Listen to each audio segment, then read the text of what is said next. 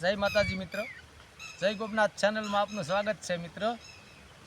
આજ જે કાંઈ વાત કરવી છે એ સાહેબ અમે જે નાના નાના બાળકો હતા અને ત્યારે જે વડીલો કાંઈ લોકવાર્તા કહેતા એ આજ લોકવાર્તાની મારે વાત મૂકવી છે તમારા સમક્ષ। પણ સાહેબ વાત કદાચ એકાદ ભાગ સાંભળશો તો મોજ નહીં આવે। કદાચ તમે આમ હપ્તે હપ્તે જે ટુકડા નાના નાના ભાગલા મૂકો એ શેડા સુધી જો સાંભળશો તો જ તમને મોજ આવશે સાહેબ। એટલે એવી એક આજ કાંઈ મને આમ અંદર સાહેબ તમારા મસ્તકને એ જ અમારા સન્માન અને અમારી ખોપડી એ સાહેબ અમારી સોંપડી। આમાં કોઈ સોંપડી બોપડી છે નહીં બાજુમાં, તમે ભાળો છો ને જે કાંઈ આ ખોપડીમાં છે એ તમારી સમક્ષ રજૂ કરવાની છે સાહેબ। અરમાન જિંદગીના પૂરા થાય તો ઘણું છે, બેસાર કામ હારા થાય તો ઘણું છે, જીગરસી જામ જીરવાય તો ઘણું છે, લવલેશ મોતનો ડર મુજને નહીં સતાવે। હા, કવિ એમ કહે છે મોતનો ડર મને નહીં બીવરાવે। એમ મણા કોણ ભાઈ મોતથી નથી બીતા? હે, બધાય બઈ મોતથી કોઈને બીતા એવું ખરું? બધાય બીવે, કોઈ નથી બીતા એમની। કોઈ એમ કહેતા હોય હું નથી બીતો મોતથી, પછી તમારે રાતે 9 વાગે નીકળ્યો હોય અને બોલો ડાલા મથો હાઈવે દેખ ખેતરવા સેટો ગા ગા ગા ગા ગા ગા ગા ગા ગા ગા ગા ગા ગા દઈને કર્યું હોય અને પછી અન કે વગર ડાકલે શરૂ થઈ જાય। હો, વગર ડાકલે દઈને હી કોઈ તરીમાં આવ્યા હોય એમ શરૂ થઈ જાય। બાકી મોત બધોને બીક છે, પણ નહીં અમારે કવિઓ તોય એમ કહે મોતનો ડર મુજને નહીં સતાવે। અને ખરેખર આમ તો મને એવું લાગે સાહેબ માણસ કોઈ મોતથી બીતાય નથી, બીવે ના ના। તમારે વાત કરવી આવતી 7 તારીખે ભૂકંપ ફાટી નીકળવાનો છે એમ કે ભાઈ હવે હવનું થાય આપણું થાય, હવ મરી રહી તો કાંઈ વાંધો નહીં, બાકી તમે બધા રો હું એક મરી જાઉં એ વાંધો છે, એ બહુ વાંધો નથી, પણ હું મરી ગયા પછી તમે જલસો કરો ને એ વાંધો છે। એટલે કીધું કે અરમાન જિંદગીના પૂરા થાય તો ઘણું છે, બેસાર કામ હારા થાય તો ઘણું છે, જીગરસી જામ જીરવાય તો ઘણું છે, લવલેશ મોતનો ડર મુજને નહીં સતાવે, ઇજ્જતનું કફન ઓઢીને મરી જવાય તો ઘણું છે સાહેબ। કંઈ આવી આમ કાંઈ આ અંદર જે પડી છે લોકવાર્તાને આ ને તે એ તમારા સમક્ષ આપી દઉં ને પછી મરી જાઉં ને તોય મને વાંધો નથી, પણ આ નકર ન્યા કાંઈ નહીં કાંઈ આવે। બોલો ન્યા કોણ સાંભળવાનો મને? અહીંયા તો તમે દર્શક મિત્ર ઘણા સવો છો કે આજે મારે તમે તમારા સમક્ષ દુનિયાના માણસો સાંભળો છો, એમાં 12,200 તો આજ ફોલો છે અંદર, વિચાર કરી લો, જેને સબસ્ક્રાઈબર કહેવાય 12,200 છે। તમે કેટલા બધા સાંભળવાળો મોજથી સૌ ન્યા જે કોણ મારો બાપ સાંભળે? મને કોઈ ન્યા નહીં સાંભળે, એના કરતાં છે ને અંદરથી સાહેબ ઉગે તમને આમ તમારા સમક્ષ આપી દેવું છે। હવે મેન વાત પેલા બીડી જગવી લો, એ આપણી મેન વાત કરી લી, પછી આગળ વાત કરી।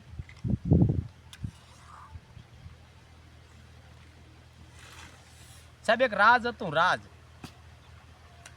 બહુ આમ રાજ બહુ આમ ધર્મશીલ રાજ હતું, જેને કહેવાય કાયદાસર।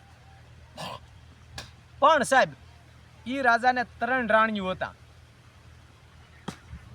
હવે અત્યારે એકનો મેળ આવતો ને તેથી 3ની વાતો કરીએ નહીં હતા તેથી કુંભારાણાને 299 તો કુંભારાણાને રાણીઓ હતા, એમ હશે કદાચ તેથી 2 3 4 5 એવા હશે। એવી કહેવત છે 3 રાણીઓ હતા, એમાં એક બહુ માન્યતા હતા, આજ આપણે ભાજપનું માન છે એમ એ માન્યતા હતા એક, અને 2 જે હતા એનું બહુ માનપાન નહોતું, પણ ઈશ્વરને જે કરવું હોય ને બહુ બધું કમ્પ્લીટ રાખે।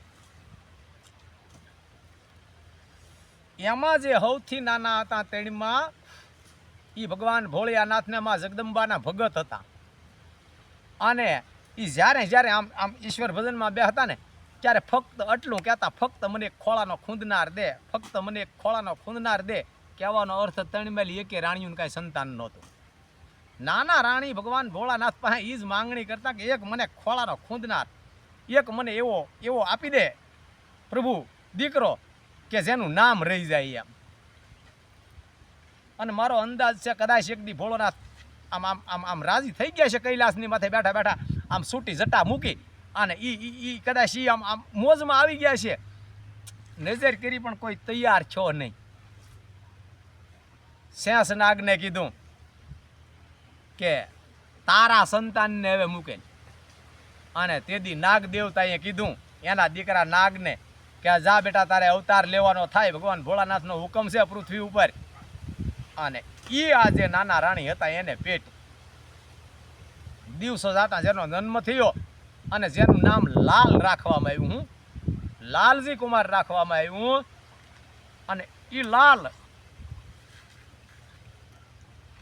સાહેબ આટલો બધો સ્વરૂપવાન ને આટલો બધો દેખાવડો ને આટલો બધો તમે એમાં કાંઈ એના જે નાની ઉંમરમાંથી એમાં કાંઈ ગુણમાં કાંઈ ઘટે નહીં. આટલો બધો એ આમ બધું આમ રમકડું જેનું વર્ણન કરતા સાહેબ આમ મારા મોઢામાં કોઈ એના સવાલ નથી. આટલો બધો સ્વરૂપવાન ગુણવાન ડાયો દિવસે મીઠો મોટો થવા લાલ. પણ સાહેબ 65 વર્ષની ઉંમર થઈ ગયેલી લાલની, પણ જે એના ઓરમાન માં જૂના માં જે મોટા માનેતા એ કાંઈ માનપાન આપવા દે નહીં.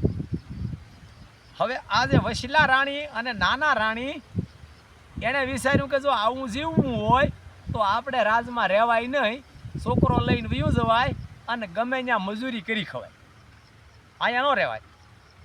આવું વિચારી અને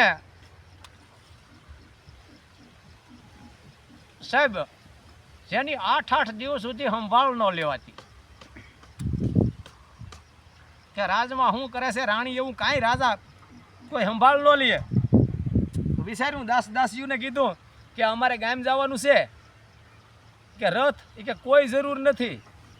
અને એ બંને રાણીઓ લાલને 65 વર્ષની ઉંમર થઈ ગયેલી લાલને કડીમાં તેડી અને રવાના થઈ ગયા. પગપાળા યાત્રા હાંકી મૂકી. રાત્રિના 4 વાગે ધીમે વારાહોરી તેડતા જાય છે લાલને અને ફેંકે જાય છે. આમ કરતા કદાચ હું એમ કહું કે રાત પડી છે અહીંયા રાત રોકાઈ જાય છે ને વળી એને આશરો ભગવાન ભોળાનાથે આપ્યો હશે ને બીજો દિવસ ને ત્રીજો દિવસ ને આમ 8 દિવસ હાલી ગયા. એકાદ બે રજવાડા કદાચ વટી ગયા, અને એમાંય કદાચ ત્રીજા રાજની મેલિકો હેલા જતા છે અને હવારનો પોર છેલ્લો ભલે વીઘા ભાણ તોહારા ભામણા વીઘાથી અજવાળા હોય જીવત મરણ લગ રાખજે કશ્યપ રાવું કાગડા. દુલા ભાઈ કાક બોલેલા, હું નથી બોલતો.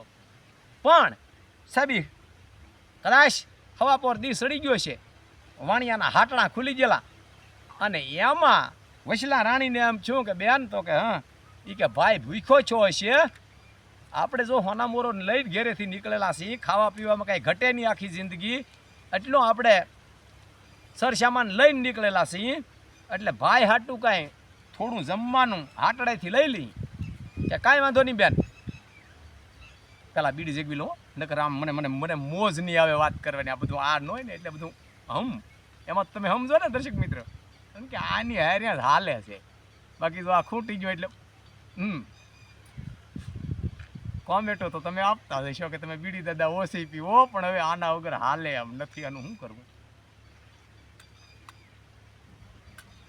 પેલા પણ આ દિવાળીએ મોકો લીધો,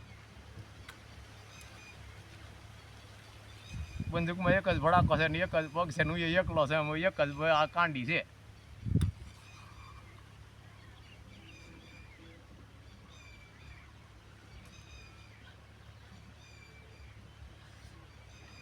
એ સાહેબ વાણિયાને આટડે આમ આજે લાલકુમાર માટે ખાવાનું લેવા ગયા, પણ વાણિયો હાવ ગરીબ અને ધારી હાટડિયા કોઈ ઘરાક આવે નહીં અને આખો દિવસ મેખું ઉડાડ્યા કરે આમ. હવે એમાં આને દાખલ થવું છે વસ્તુ લેવા આ વાણિયાને ત્યાં. વસ્તુ જે વાણિયાને ત્યાં માંગી અને ઘરાકનો ઓબાળો છૂટ્યો. વાણિયાની દુકાને વારો ન આવે એટલી મંડી ટ્રાફિક થવા. બુદ્ધિ બધી ભગવાને ભેગી કરીને વાણિયોને દઈ દીધેલી છે. કદાચ તમને વ્યામ હોય તો ભલે, વાણિયા જેટલી બુદ્ધિ નહીં કોઈને. વાણિયાને સાહેબ બહુ બુદ્ધિ હોય છે, એ એની બુદ્ધિથી જ કામ લે. આપણે ગમે ત્યાં બાવું સડાવી તો પછી તારે શું વિચાર છે કે લે એમ કીએ દૂનો શાળા કરતો, ના એ એમ ન કરે. હા બાપા. મને એક વચ્ચે વાત યાદ આવી ગઈ, વાણિયા કેટલા તૈયાર હોય. જેઠ મહિનાની રેત ખેડૂતોને શાકભાજી બધી પૂરી થઈ ગયેલી અને વાવણીમાં પૈસા ઘટે એવું. મારા જેવો એક ખેડૂત ઈ શાકભાજી લીલોતરીને કટોકટીમાં 500-700 ગ્રામ જેટલો તાજો ભીંડો લઈને કોથળીમાં લઈને ગયો. એ કે લ્યો શેઠ હું તમારા માટે ભીંડો લઈ આવ્યો. વાણિયાને કે ઓલે પણ મૂકી દે ઓલે મૂકી દીધો. ઘડીક બેન કે શેઠ હું જાઉં, એ કે જાઓ. હવે આમ શેઠાણી આમ મોઢામાં પાણી મીંડા આવવા ભીંડો ફાળી ઘડીક છું કે શેઠને કે હેનું શાક કરશું એ કે મગનું કરી નાખ અડદનું કરી નાખ મગનું કરી નાખ પણ કે મગનું તો કાલે હતું આજે કરી નાખ એ કે ઓલો ભીંડો ચીકણો છે બહુ ચીકણો છે એને દેવા દે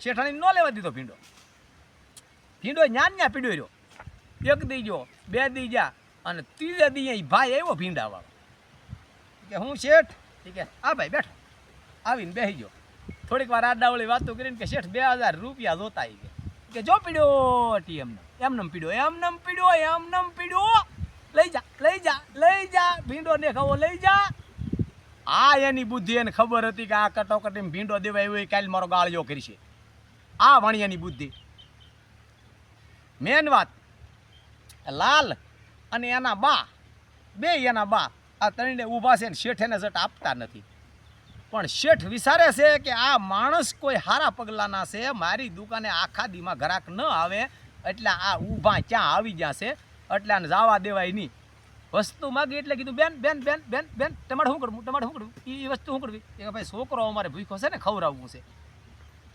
તમે મારા બેન કહેવાઓ તમારે એમ ન જવાય છેઠાણી વાણિયાને આવ્યા હા મહેમાનને અંડર લઈ જા ભાણાને ખાવું હોય દે અને માર્યું બે બેનું છે રાખ એને આપણા મહેમાન છે હવે આ બે રાણીઓને રાણીઓને કારણ કે આશરો નહોતો એમાં ભાઈ મળ્યો પાછો વાણિયો મળ્યો રોકાણા છે અને શેઠની દુકાન આમ છે ને આમ આટલી બધી મસ્ત આખો દી હાલી છે કે સાહેબ એની તમે વાત જવા દો હવે સાહેબ વાત છે ને બહુ લાંબી થઈ જાય છે ને બહુ લાંબી વાત છે કદાચ હું એમ કહું 6-7 ભાગલા પડશે અવડી વાત છે હવે આવતા વિડીયોમાં મળીએ અત્યારે જય માતાજી જય ગોપનાથ